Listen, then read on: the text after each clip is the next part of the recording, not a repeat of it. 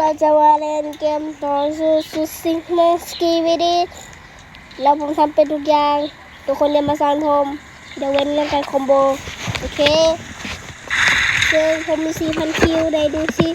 โอเคเซฟดีมี4,000 คิวเพราะว่าผมมาเป็นตบยักษ์เลยโอ้ my god มีคนเปิดฉากนี่เลย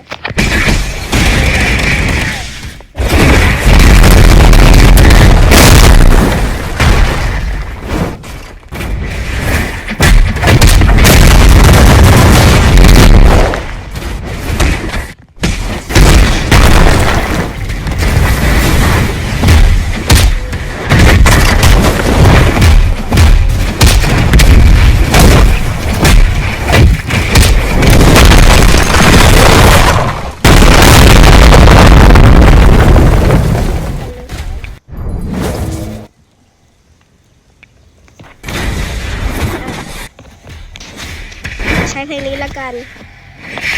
ร้องเองด้วยจะได้ไม่ต้องมีลิขสิทธิ์เพลงนี้เพลงโดยกระดาษ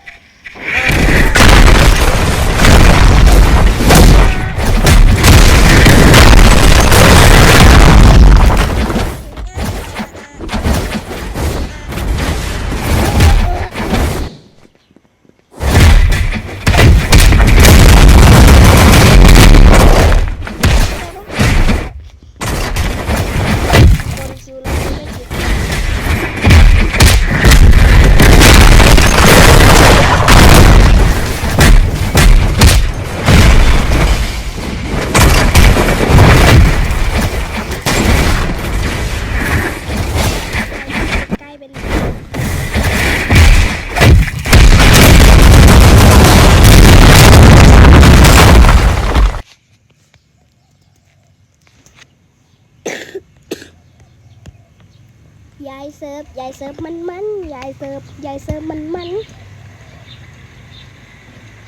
สิร์ฟ